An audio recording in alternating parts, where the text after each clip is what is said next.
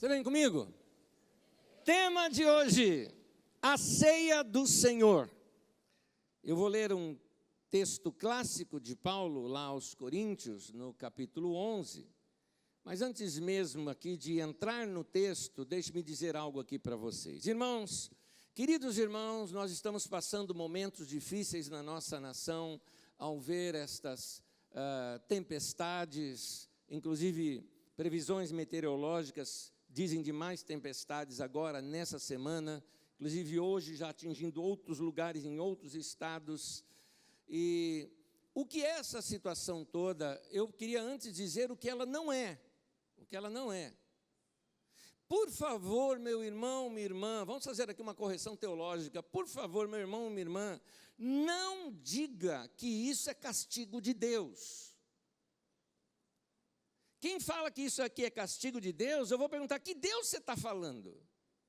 Que o Pai de Jesus não é. Porque a Bíblia diz, o Senhor é bom para todos. Não interessa se serve o Senhor, se não serve o Senhor é bom para todos. Deus já fez um pacto conosco. Ele, inclusive, fez um pacto colocando um símbolo de um arco no céu, dizendo nunca iria destruir a humanidade desta maneira, e tem mais. Ali na cruz, isso aqui é falta de revelação da obra da cruz. Porque na cruz Deus fez paz com os homens. Deus fez paz com a humanidade ali na cruz. Ali foi feito um novo e vivo caminho. O próprio Jesus na cruz profere essas palavras: Pai, perdoa-lhes, eles não sabem o que fazem. Portanto, o que você acha que Deus fez? Respondeu a oração de Jesus. Então, a paz de Deus conosco. Deus não vai usar a natureza para nos castigar de maneira alguma. Mas por que isso está acontecendo? Culpa nossa. A gente destrói a natureza, a gente joga lixo na rua, a gente tira as matas, a chuva cai, em vez dela penetrar na terra, tem só asfalto, cimento para tudo quanto é lado, e depois a culpa é de Deus. Então, precisamos rever tudo isso, mas a gente precisa rever como humanidade. Porque não é só aqui no Brasil que isso está acontecendo. Nessa semana, no Afeganistão, por exemplo, já morreram mais de 300 e poucas pessoas, mais do que nós temos aqui no Rio Grande do Sul, também com problemas de enchentes. E nós temos outras partes do mundo também enfrentando outros problemas. Furacões, por exemplo, no hemisfério norte, agora, estou falando de ontem ou de anteontem. Então, que momento terrível nós estamos passando. Aí vem a segunda conversa daqueles que passam o terror do Apocalipse. Leem o Apocalipse com óculos de terror e fala, é o fim do mundo, Jesus está voltando. Meu irmão, que Jesus está voltando, a gente sabe desde a sua primeira vinda, quando depois ele disse que voltaria, e ele vai voltar e ponto. Agora, você ficar torcendo para que aconteça tragédia, para que isso seja um sinal de que Jesus está voltando, meu irmão, que coração que é esse? Que isso? Para você desencanar sobre essas coisas, vou recomendar aqui, escute de novo uma mensagem chamada Sem Medo do Fim do Mundo. Está aí, ó. Tem lá na internet, só você digitar esse nome, você vai encontrá-la. Aí você vai entender um pouquinho essa questão dos finais dos tempos. Mas não joga sobre Deus uma coisa que é culpa nossa. Agora, o que Deus espera de nós? Deus espera de nós misericórdia. Deus espera de nós nesse momento compaixão. A propósito, já tem muita gente sofrendo para você colocar esse monte de maldição em cima dessas pessoas. Para com isso. Agora é momento da gente ajudar. Agora é momento da gente estender a mão. A propósito, meu irmão, se você é cristão, eu vou te perguntar uma coisa, você vai ter que responder com sinceridade. E se a sua resposta for não, eu vou te falar, ao você perceber que foi não a sua resposta, minha sugestão é que imediatamente você se arrependa, porque aí Deus te perdoa, você fica assim, está tudo bem, Deus, eu errei e de agora em diante não vou errar mais. Minha pergunta para você é a seguinte, você já orou, levantou alguma prece em favor dessas pessoas que lá estão? Se não fez isso, se a sua resposta é não, meu irmão, se arrependa disso. Cadê o teu coração? Pede para Deus, Deus, me tira de mim esse coração insensível. Esse coração que só vê bits e bytes do meu celular e das minhas televisões e do meu computador, e que não percebe o ser humano, o toque, a compaixão, a misericórdia. Felizes os que choram, diz as Escrituras, são esses que choram por alguém, que têm compaixão. Bem-aventurado também o quê? Os misericordiosos. É isso que nós precisamos. Quando nós vamos estudar agora aqui sobre a ceia do Senhor, a ceia ela aponta, como na cruz, né? Ela aponta aqui para Deus, mas ela também aponta para os lados, aponta para as pessoas. Hoje vamos dedicar a essa ênfase.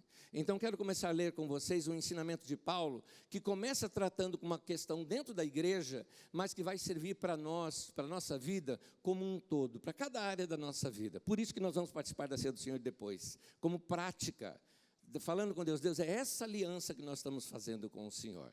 1 Coríntios capítulo 11, eu quero começar a ler com vocês, vou fazer várias interrupções, já para ir desenrolando o texto na explicação com os irmãos, para depois continuar no meu ensino. 1 Coríntios capítulo 11, versículo 17 ao versículo 34, o texto começa dizendo assim, estou lendo pela Nova Versão Internacional.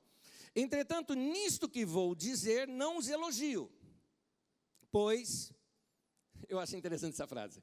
As reuniões de vocês mais fazem mal do que bem. Gente, tem culto que você sai pior do que entrou. É o que está dizendo aqui no texto. Faz mais mal do que bem. E aí ele explica o porquê. Em primeiro lugar, eu ouço que quando vocês se reúnem como igreja, há divisões entre vocês, e até certo ponto eu creio. Pois é necessário que haja divergências entre vocês, para que sejam conhecidos quais entre vocês são aprovados. Paulo está dizendo, tem divisão entre vocês.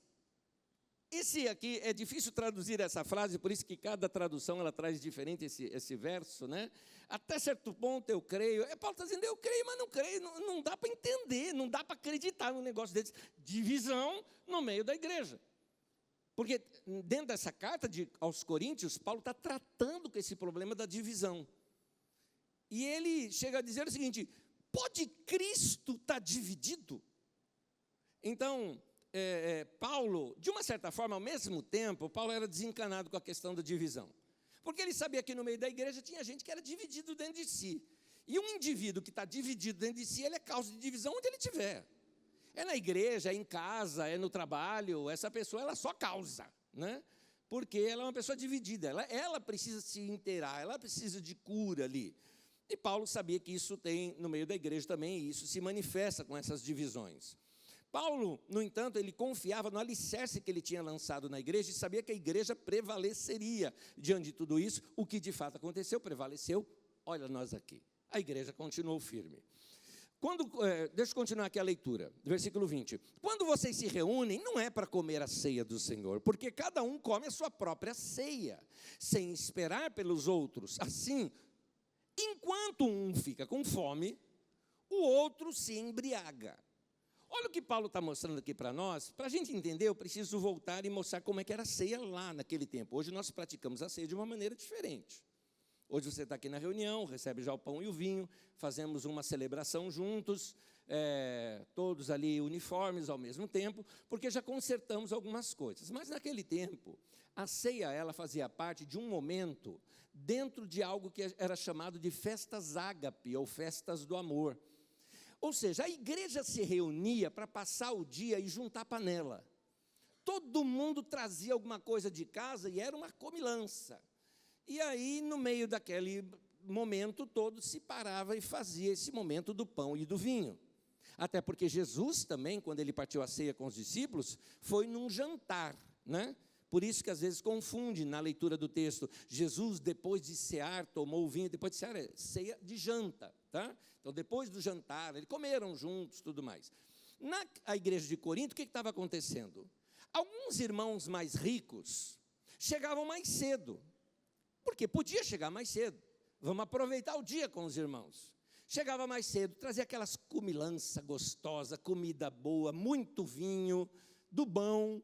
e reunia com os irmãos e taca-lhe comida e beber vinho e tudo mais, e aguardando que chegassem os outros. Só que quando chegavam os pobrezinhos, alguns deles por questões de trabalho, talvez tivesse que vir direto e sem trazer nada, porque vinha direto do trabalho. Outros talvez traziam, quem sabe, sua comida mais simples. Mas o que dá a entender é que quando chegavam os demais, já não tinha mais comida. O texto mesmo está dizendo, chega no final do dia, chegam os irmãos e passa fome. Enquanto os outros estão empanturrados de comer e alguns bêbados. Gente, manguaça na ceia. Se pode, é o que Paulo está corrigindo aqui. E Paulo está falando, gente, ele está dizendo, não é a ceia, isso não é a ceia. E ele vai corrigir isso dizendo o seguinte, versículo 22, vou continuar a leitura. Será que vocês não têm casa onde comer e beber? Ou desprezam a igreja de Deus e humilham os que nada têm? Esse é o ponto que ele está tratando. Vocês humilham os que nada têm. Que direi? Eu os elogiarei por isso? Certamente que não. E aqui Paulo começa a narrar um dos textos mais clássicos das Escrituras, versículo 23 em diante. Pois recebi do Senhor o que também entreguei a vocês, que o Senhor Jesus, na noite em que foi traído, tomou o pão, e tendo dado graças, partiu-o, grava esse momento, partiu o pão, e disse, isto é o meu corpo que é dado em favor de vocês, façam isto, guarde isto, em memória de mim. Façam isto, repartam o pão. Vou continuar a leitura, eu vou explicar isso mais adiante. Versículo 25. Da mesma forma, depois da ceia, ele tomou o cálice e disse, este cálice é a nova aliança no meu sangue. Façam isto, sempre que o beberem em memória de mim. Porque sempre que comerem deste pão e beberem deste cálice, vocês anunciam a morte do Senhor até que ele venha. Portanto, todo aquele que comer do pão ou beber do cálice do Senhor indignamente, será culpado de pecar contra o corpo e o sangue do Senhor.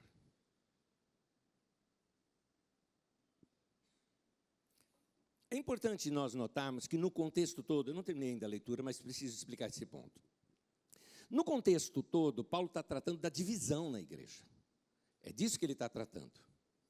Paulo está tratando que a igreja estava dividida, e mais ainda, no caso aqui, ele está tratando de uma outra divisão que ela vinha por discriminação.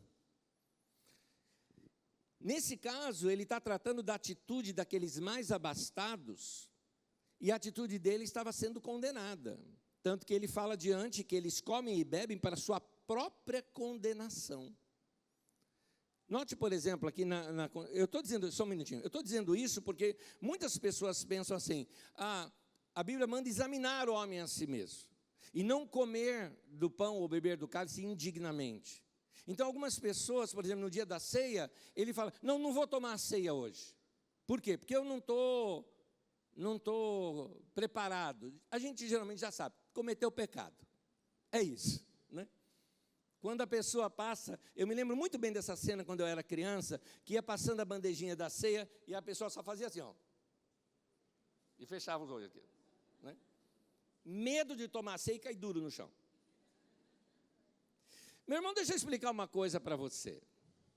Se quem cometeu pecado não pode tomar a ceia, vamos suspender a ceia hoje aqui, que ninguém pode tomar. Vamos ser bem sinceros. A Bíblia diz que aquele que diz que não cometeu pecado, que é mentiroso. Todo mundo aqui já cometeu. O que nós temos diante de Deus é o nosso perdão. Nós podemos ser perdoados pelo Senhor. É claro que se você percebe que teu coração não está correto, peça perdão agora, enquanto estou falando com você, no teu coração, pede perdão para o Senhor com toda sinceridade, e o sangue de Jesus, seu Filho, nos purifica de todo pecado. Amém. Está feito. E assim, como diz o texto, coma do pão e beba do cálice. Mas o que o texto aqui está falando de comer indignamente não é isso. O que o texto está tratando de comer indignamente é essa atitude no coração onde nós desprezamos irmãos. Você vai ver adiante comigo um texto que eu vou ler com vocês. No texto de João, fala, por exemplo, que aquele que odeia o seu irmão. O texto original, a palavra é complicada ali para traduzir, porque não se refere ao ódio no coração, se refere à atitude de desprezo. É aquele que despreza o irmão, que considera o irmão menor do que ele, que olha para alguém com desdém. Quando você olha para uma pessoa e acha que aquela pessoa é uma pessoa de segunda categoria. E Paulo está tratando isso aqui com a igreja, dizendo que isso é comer indignamente. Eu continuo a leitura, versículo 28 ao 30 ainda. Examine-se cada um a si mesmo, e então coma do pão e beba do cálice. Pois quem come e bebe, sem discernir o corpo do Senhor, come e bebe para a sua própria condenação. Por isso que há entre vocês muitos fracos e doentes, e vários que já dormiram. Aqui ele está sendo, é um eufemismo para dizer, tem gente até que já morreu. Queridos, agir sem misericórdia, agir sem amor, agir sem compaixão, isso nos adoece. E essa doença de alma, essa doença de coração, esse azedume dentro, dá um curto-circuito no nosso corpo, porque o nosso corpo não é feito para isso. Por isso que tem gente doente, gente até que já morreu por causa disso. Por causa dessa mágoa, dessa falta de perdão, desse rancor, desse ódio, desse desprezo, dessa maneira que você trata o irmão como sendo menor do que você, desse preconceito que você tem com pessoas. Todo tipo de preconceito, isso nos adoece. E aqui, continuando a leitura, versículo 31, diz assim: mas se nós tivéssemos o cuidado de examinar a nós mesmos, não receberíamos juízo. Quando, porém, somos julgados pelo Senhor, estamos sendo disciplinados, para não sermos condenados com o mundo. Portanto, meus irmãos, quando vocês se reunirem para comer, esperem uns pelos outros. Veja bem, dentro do contexto lá de Corinto, você entendeu. Paulo está dizendo o seguinte, gente, é o seguinte, você vai chegar cedo, come em casa antes. Para chegar lá na reunião, guarda comida para quando chegar todo mundo comer junto. Porque a igreja é assim, todo mundo é igual no meio da igreja. Nós não podemos ter classismo no meio da igreja, onde pessoas são tratadas, algumas de um modo mais gourmet e os outros ralé. Não tem isso no meio da igreja, é o que Paulo está tratando. Mas, hoje em dia, nós temos uma prática para nos lembrar disso.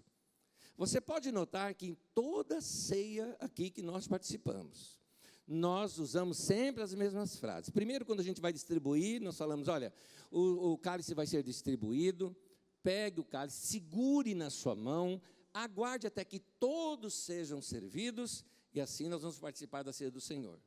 Tomamos também o cuidado de que, de repente, alguém não foi servido. Então, a gente pergunta, tem alguém que não foi servido? Então, às vezes, acontece de algum irmão ter sido servido naquele momento, a gente espera até que a pessoa seja servida, e aí nós partimos juntos, o pão e o vinho juntos. É claro que isso é simbólico de uma certa forma. Não é o mesmo caso da igreja de Corinto, mas é didático para nós. É uma maneira prática que traz com um símbolo aqui para nós, a nossa comunidade. Da mesma forma como o pão da ceia não pode faltar para ninguém, nós estamos dizendo que nós, como comunidade, aqui também não vai faltar pão para ninguém. Que todo mundo aqui tem que ser suprido.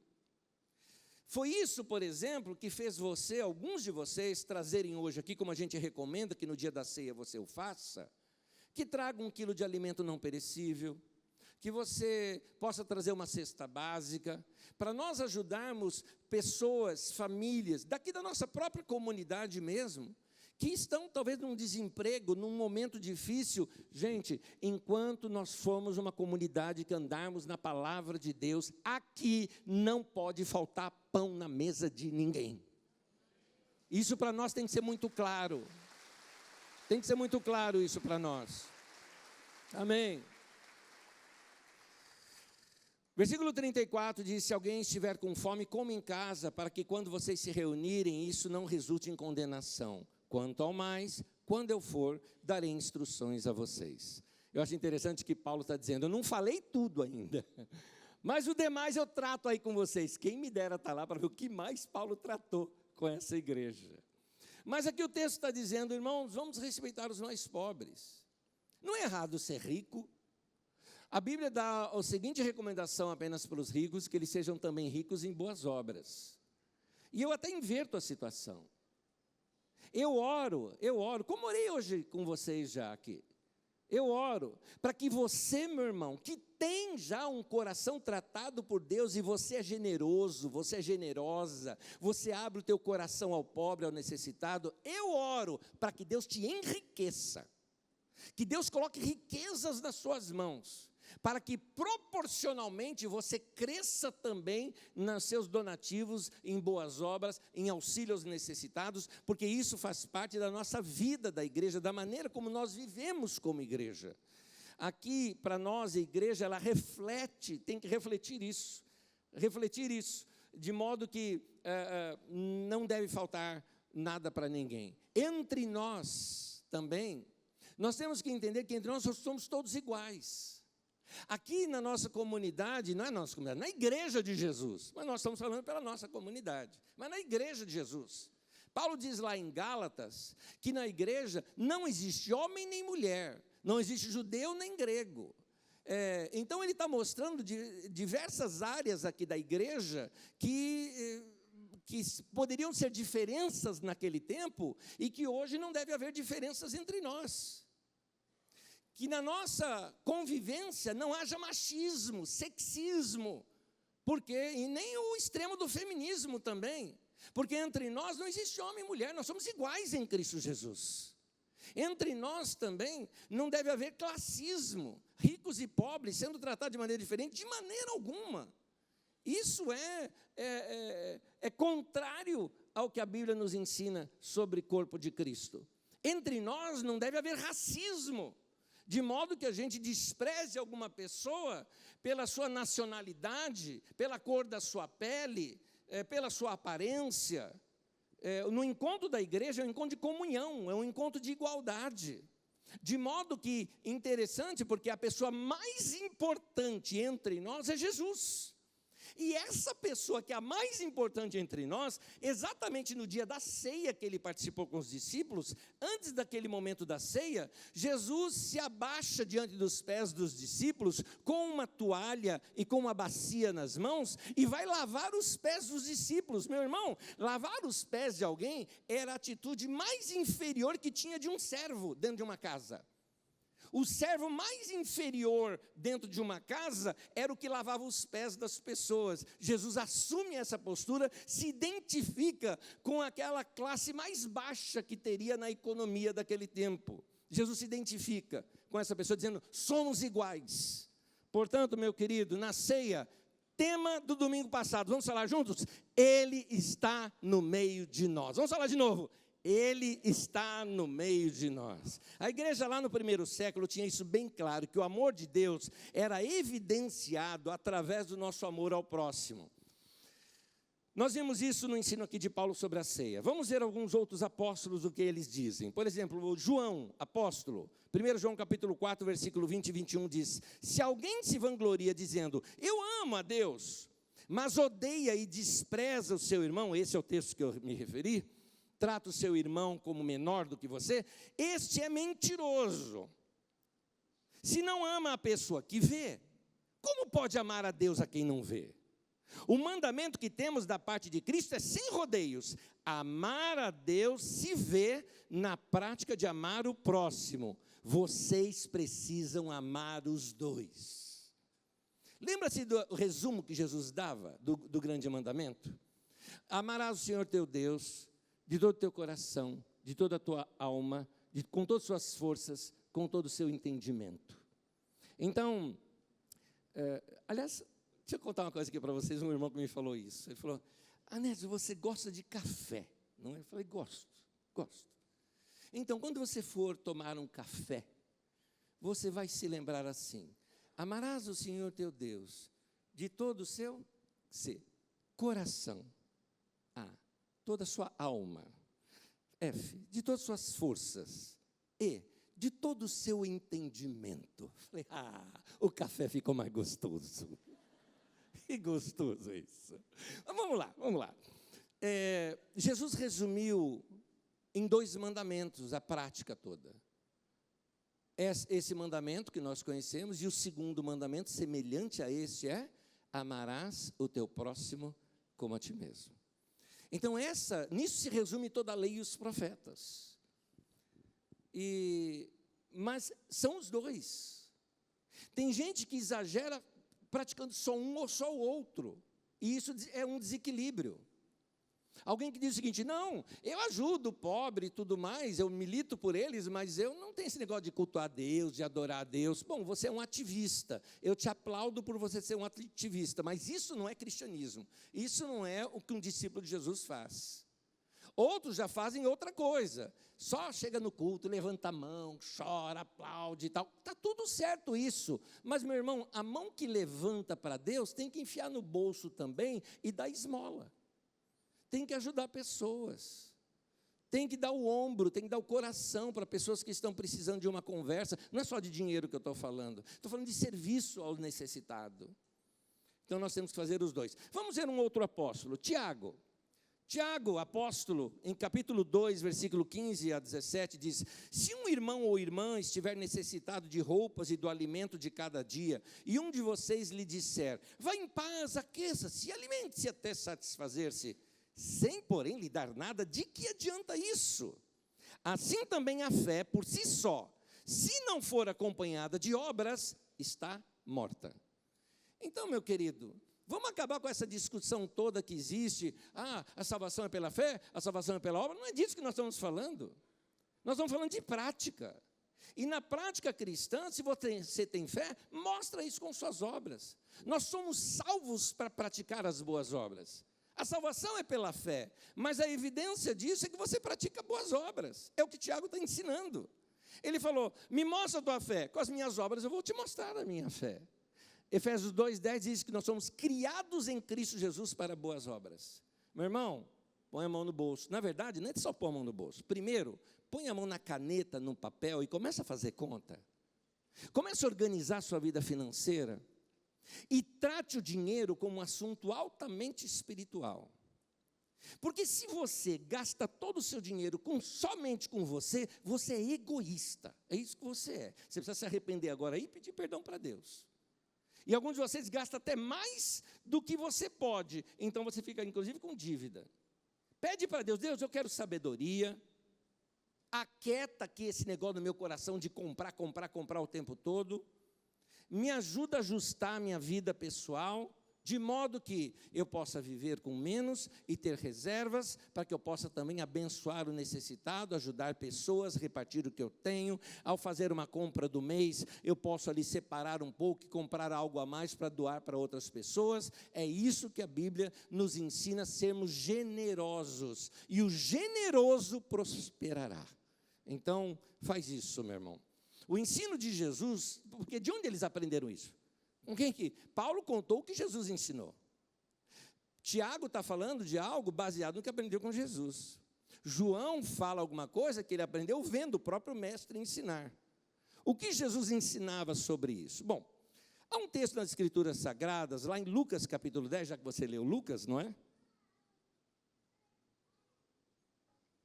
Chamado de a parábola do bom samaritano.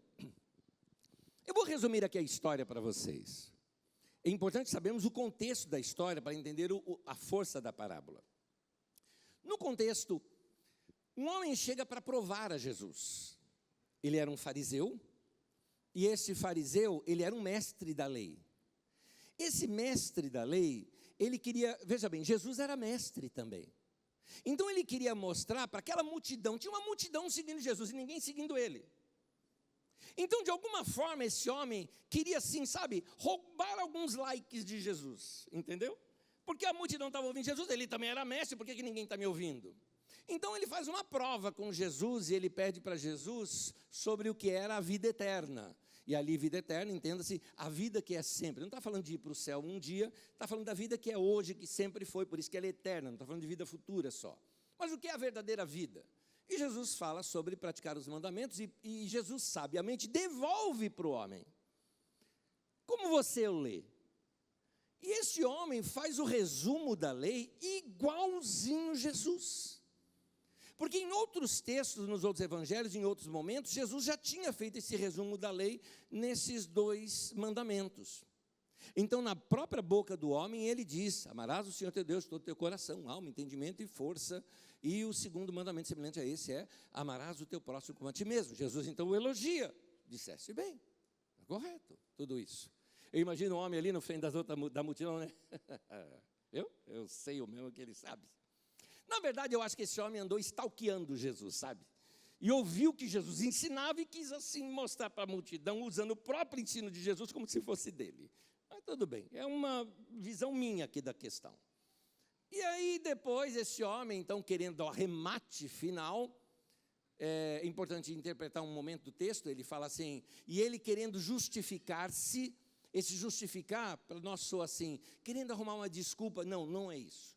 Justificar-se significa, quando você pratica uma coisa da lei, e o teu mestre, o teu professor, ele diz, muito bem, bem estás, fez bem. Então você está ali justificado por ter praticado corretamente a lei. É isso que o homem quer. Seria o carimbo, a aprovação final, ok? É isso. Então ele querendo a aprovação final, ele diz assim, Senhor, eu sei que eu tenho que amar a Senhor acima de tudo mais, mas amar o próximo, quem é o meu próximo? E ele esperava uma resposta padrão de Jesus, que seria, seu próximo é a sua família, os seus familiares, seus amigos, seus vizinhos. E ele diria, eu os tenho servido de todo o meu coração, e eu tenho amado. E Jesus diria, muito bem, é isso mesmo. E ele, se sentindo justificado diante da multidão, diria, olha aí, eu sei o mesmo que ele, vocês estão vendo aqui. É isso que ele estava esperando. Só que nesse momento Jesus vira a mesa. Jesus conta uma parábola. E nessa parábola ele conta o seguinte, tinha um homem descendo de Jerusalém para Jericó. Esse homem foi assaltado. Os assaltantes levaram tudo dele, inclusive o espancaram, deixaram quase morto o homem, lá na rua. Naquela mesma estrada depois passa um sacerdote. E o sacerdote ao passar, ao invés de ajudar o homem estava ensanguentado. O sacerdote, se fosse ajudar o homem, sujaria sua roupa com sangue, o que o impossibilitaria de prestar culto como sacerdote. Então o sacerdote passa de largo. Vem um levita. E o levita faz o mesmo que o sacerdote. E aí vem o quê? Vem um samaritano. Olha, Jesus podia ter falado, vem um lá da tribo de Dan, vem um lá de não sei aonde, uma coisa meio judaica. Não, Jesus escolhe alguém que era odiado pelos judeus. Judeus e samaritanos se detestavam, e judeu considerava samaritano gente de segunda categoria. Jesus fez isso de propósito, porque Jesus também provocava, nesse sentido, as pessoas com seus preconceitos. Que, aliás, é muito bom você saber o seguinte, se Jesus contasse hoje essa parábola para você, quem seria o personagem? Porque Jesus fala um samaritano, não fala nada para você, não quer dizer nada para você isso. Mas quem seria o personagem? Talvez Jesus narraria essa história assim, veio e estava ali, e desceu ali por aquela estrada um apóstolo, um pastor, né, alguém assim, e passou de largo. Aí desceu depois um cantor famoso, né, um dirigente de louvor, e passou de largo. E aí veio um umbandista. Aí veio um ateu. Aí veio um homossexual ou uma lésbica. E aí você... Jesus está tratando com essa questão do coração. Bom, vamos voltar no texto. Diz então que esse samaritano foi lá e derramou sobre as feridas dele vinho e óleo. Grava isso, eu explico mais adiante. Depois ele colocou no seu próprio cavalo. O homem foi a pé e levou o ferido no seu próprio cavalo. Foi até uma hospedaria. Pediu ali para cuidarem dele, porque ele ia seguir viagem. E esse homem, tendo interrompido a sua viagem, não só coloca o homem numa hospedaria, como paga as despesas do cara. E ainda diz o seguinte, olha, se ele precisar de mais alguma coisa, dá que na volta eu pago. E Jesus então pergunta para esse homem, quem que agiu certo aqui? É interessante que na resposta do homem, quem foi o próximo dele, né, ali, na resposta, o homem nem fala, ele deveria responder, foi o samaritano, mas não, ele estava assim, foi aquele que teve misericórdia dele. Ele não fala samaritano. Jesus falou: muito bem, vai você e faça o mesmo. Jesus fala para ele imitar o samaritano. Esse Jesus, eu sou fã dele. Sou fã. Mas vamos voltar lá, onde eu falei que eu explicaria. Quando diz que ele derramou vinho e óleo, isso não era coisas de primeiros socorros, como a gente às vezes pensa numa leitura. O vinho e o óleo, eles eram elementos sacrificiais na adoração do templo. Jesus usa o mesmo verbo aqui, o verbo derramar, ele vem de uma linguagem litúrgica. Se referia àquele momento, o homem era mestre da lei, ele sabia. Jesus está falando com o mestre da lei. Jesus usa uma linguagem que o cara entendeu, ele entendeu de primeira. Jesus usa uma linguagem litúrgica que diz o seguinte, que quando o sacrifício era feito lá no templo, depois tinham as ofertas de libação, ou seja, as ofertas derramadas. Aquilo era derramado sobre o altar, subia-se aquela fumaça, os homens que estavam lá no pátio dos homens viam aquela fumaça lá do altar, era o momento em que os pecados foram perdoados e eles poderiam orar diante de Deus. Aquilo era o momento do culto ali dos judeus. E Jesus então mostra que aquele samaritano é que foi um verdadeiro levita e sacerdote, que com a sua libação, ele estava ali demonstrando o amor de Deus, que tantos profetas do Velho Testamento clamavam para que o povo tivesse. É o samaritano quem derrama a verdadeira oferta aceitável diante de Deus. É por isso que esses dois mandamentos estão tão intrinsecamente ligados. Quem ama a Deus, o demonstra oferecendo sacrifícios de amor ao próximo. O nosso culto a Deus resulta em uma vida de serviço aos outros. É isso. Quem ama a Deus, ama o próximo. E ao amar o próximo, você está mostrando o teu amor a Deus na prática. Amém. Voltando para o tema da ceia, Paulo recorre a esse pensamento. Quem ama a Deus, ama também o próximo. É importante nós sabermos uma coisa sobre a ceia. Na ceia, a espiritualidade ela é comunitária. Ela é eu, Deus e você. Não existe a ceia eu e Deus. É eu, Deus e você. Determinadas situações são exceção. O irmão está doente num hospital, ele está lá na cama. Alguém está sozinho no outro país, não tem comunhão com ninguém. Ele acompanha pela internet e pratica a ceia junto com a gente. Alguém está doente em casa, está em isolamento. Então ele vê pela internet e pratica lá a ceia com a gente. Mas, meu irmão, não faz isso de ficar em casa quando a igreja vai celebrar a ceia e dizer, não, é entre eu e Deus. Não existe isso entre eu e Deus, é eu, você e Deus. Ela é comunitária, ela é horizontal. Então, Paulo está criticando a insensibilidade do nosso coração com o sofrimento do próximo. Essa insensibilidade, ela é uma profanação à santidade do corpo de Cristo. A dor das pessoas ao nosso lado, elas precisam ser consideradas, tratadas. Dá ombro para alguém que precisa chorar, dá um abraço em que precisa de acolhimento, dá pão para quem tem fome. Quem ensina isso é Jesus. E ele critica quem não fez, lembra-se disso?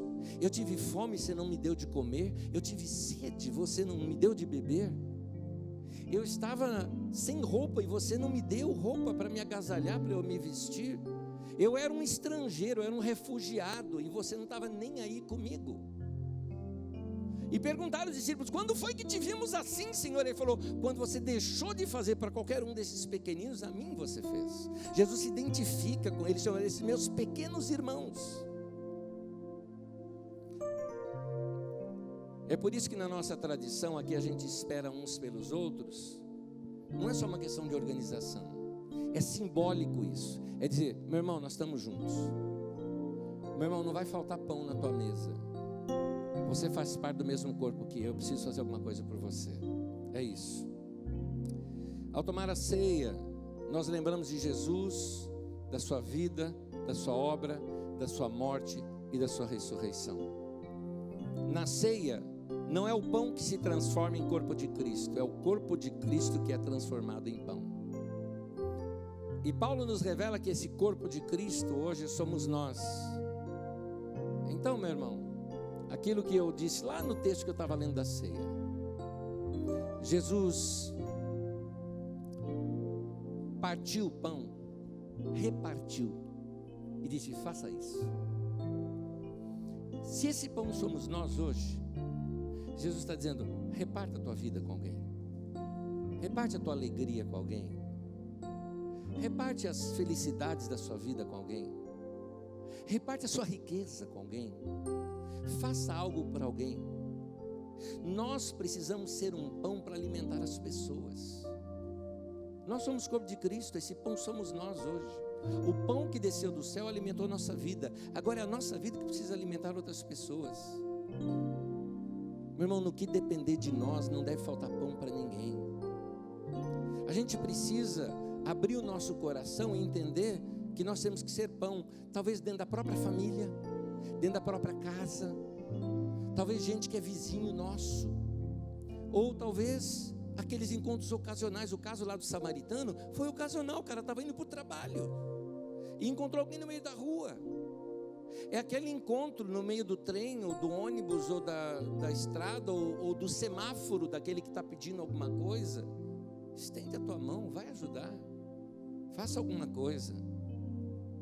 Meu desejo é que alguém, algum dia, em algum momento, levante as mãos para os céus e agradeça a Deus por ter conhecido você, por Deus ter colocado você no caminho dessa pessoa um dia. É o que Jesus fala lá em Mateus capítulo 5, que os homens vejam as suas boas obras e glorifiquem o vosso Pai que está no céu. Amém. Amarás o Senhor teu Deus de todo o teu coração, de todo o teu entendimento, de toda a tua alma, de todas as tuas forças e com todo o teu entendimento. E o segundo mandamento semelhante a esse é: amarás o teu próximo como a ti mesmo. Jesus disse: faça isto e viverás. Faça isso e você vai experimentar a vida. A vida abundante está nessa prática. Amém? Me permita abençoar vocês e abençoar a sua semana. Que a graça do Senhor Jesus e o amor de Deus, nosso Pai, e a comunhão do Espírito Santo seja com todos, de agora e sempre. Amém, amém. Deus abençoe. Boa semana para você.